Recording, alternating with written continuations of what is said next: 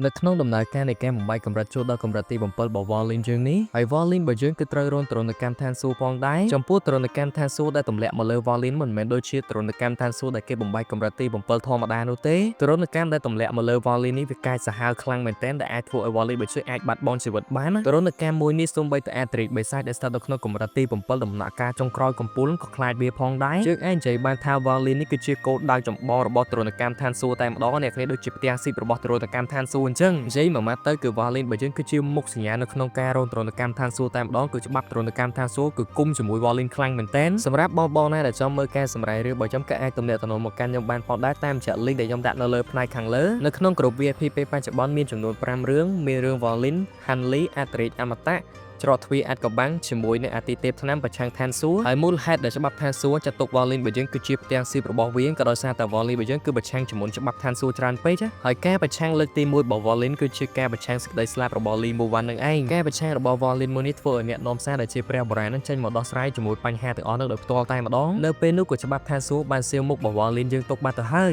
អ្វីដែលសំខាន់គឺ Volin របស់យើងនៅពេលនេះគឺចង់បំបែកចូលដល់កម្រិតទី7ដោយមិនគោរពច្បាប់ឋានសួគ៌ដើម្បីបំបែកចូលដល់កម្រិតទី7បានគឺអ្នកបើកហេតុអមតៈទាំងអស់ត្រូវតែកាត់ផ្តាច់មនោសញ្ចេតនារបស់ខ្លួនទាំងស្រុងដើរលើវិថីឯកោគ្រប់ទៅតាមមាគ៌ាឋានសួគ៌ដែលមាគ៌ាឋានសួគ៌បានកំណត់មកប៉ុន្តែ Volin របស់យើងគឺមិនធ្វើបែបนั้นនោះទេ Volin ក៏បាននិយាយបន្ថែមទៀតថាគឺច្បាប់ឋានសួគ៌ចង់ឲ្យខ្ញុំបំភ្លេច One Earth ចឹងគឺមិនអាចទៅរួចឡើយហើយដើម្បីឲ្យ Volin របស់យើងអាចបំបែកចូលដល់កម្រិតទី7បានលុះត្រាតែ Volin របស់យើងគឺអាចកាត់ផ្តាច់មនោសញ្ចេតនាការអាណិតការស្រឡាញ់របស់ Lee Muwan បានយើងអាចនិយាយបានថា Volin ត្រូវតែបំភ្លេចរឿងគ្រប់យ៉ាងទាំងអស់តែម្ដងសូម្បីតែ Lee Muwan ក្រុមគ្រួសាររបស់គេក៏ត្រូវតែបំភ្លេចចោលផងដែរខ្ញុំសូមបញ្យល់ទៅកាន់អ្នកនរគ្នាទៅមិនមែនបំភ្លេចទាំងស្រុងទេអ្នកនរគ្នាអាចស្គាល់ឈ្មោះស្គាល់រូបរាងស្គាល់មុខមាត់បានផងដែរអាចនិយាយបានថាការកាត់ផ្តាច់មនោសញ្ចេតនាទាំងស្រុងតែម្ដងអ្នកនរគ្នាគឺការអាណិតការស្រឡាញ់គឺមិនមានទៀតឡើយប៉ុន្តែនៅពេលនេះគឺ Volin របស់យើងគឺមិនបានគោរពតាមច្បាប់ឋានសួគ៌ដែលបានចែងនឹងនោះទេហើយនៅកន្លែងនេះគឺ Volin របស់យើងគឺបានប្រើប្រាស់ល្បិចអ្នកនរគ្នាដើម្បីតែបោកបញ្ឆោតជាមួយនឹងច្បាប់ឋានសួគ៌គឺ Volin បានបោកបញ្ឆោតជាមួយនឹងច្បាប់ឋានសួគ៌ថាខ្លួនឯងនេះគឺបានកាត់ផ្តាច់មនោសញ្ចេតនាទាំងស្រុងអ្នកនរគ្នាប៉ុន្តែ Volin របស់យើងគឺមិនបានកាត់ផ្តាច់នោះទេដែលជាហេតុធ្វើឲ្យឋានសួគ៌គឺខឹងចំពោះ Volin ខ្លាំងមែនទែនក៏បានបញ្ចេញទរណកម្មឋានសួគ៌ដ៏អស្ចារ្យមួយបីប្រហារទៅកាន់ Volin ហើយ Volin ក៏មិនបានចាំយូរដែរក៏បានបញ្ចេញជាមួយត្រាជីវិតមកចំនួន3700រួមផ្ដុំគ្នាបង្កើតបានទៅជារូបនាគប្រមាណក្បាលរួមផ្សំជាមួយទង់ពលឹង1000លានបន្ថែមទៀតបង្កើតបានទៅជាផ្សែងអាបពណ៌ខ្មៅបង្កើតបានទៅជានាគពណ៌ខ្មៅប្រមាណក្បាលថែមទៀតរន្ទះឋានសួគ៌លើកទី1គឺ Volin របស់យើងគឺអាចទប់ជាប់ចំណែករន្ទះឋានសួគ៌លើកទី2គឺ Volin របស់យើងពិតជាប្រមាថទប់ខ្លាំងមែនទែនវាហាក់ដូចជាភពមួយកំពុងតែសកត់ទៅលើ Volin អញ្ចឹងចំណែកឯទីលានប្រកួតក៏បានបែកខ្ញែកទាំងស្រុងបន្ទាប់ពីបានឃើញជ័យសូម្បីតែអាត្រីបេសាញក៏ភ្ញាក់ផ្អើលផងដែរក៏ដោយសារតែ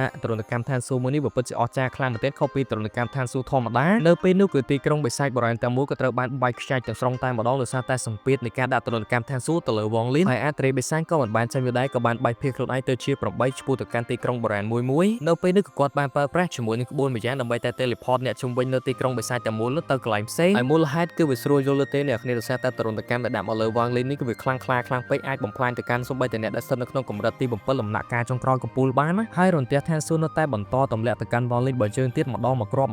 នៅពេលនេះគឺទម្លាក់ម្ដង3-4គ្រាប់មកតែម្ដងហើយ Volin បើជើងនេះក៏បាននិយាយផងដែរច្បាប់ឋានសួគ៌ចង់បំផ្លាញយើងចឹងគឺគ្មានផ្លូវនោះទេគឺយើងនឹងប្រឆាំងជាមួយច្បាប់ឋានសួគ៌ឲ្យដាច់ខាតតែម្ដងហើយការរងទរណកម្មឋានសួគ៌របស់ Volin ធ្វើឲ្យបុព្វបុរសនៅទីក្រុងបិសាចពិតជាខឹងខ្លាំងមែនទែនក៏បានចេញមកផងដែរហើយការបង្ហាញខ្លួនរបស់បុព្វបុរសនេះគឺអត់មានខអត់មានអែលនោះទេអ្នកគ្នាគឺស្រាតតែម្ដងធ្វើដល់បុព្វបុរសនៅទីក្រុងបិសាចតែមូលបែរជាអត់មានខអត់មានអែលពាក់អ្នកគ្នាចេញកសក់មកគូមកនៅហ្នឹងខ្ញុំអានដល់កន្លែងនេះខ្ញុំចង់សរសើរទេនិយាយមែនធ្វើដល់បុព្វបុរសប៉ុន្តែអត់មានខអត់មានអែលទេចេញមកមើល Volin បើជើងរងទរណកម្មឋានសួគ៌ជាមួយនឹងផ្លែតសក់មួយផ្លែហ្នឹង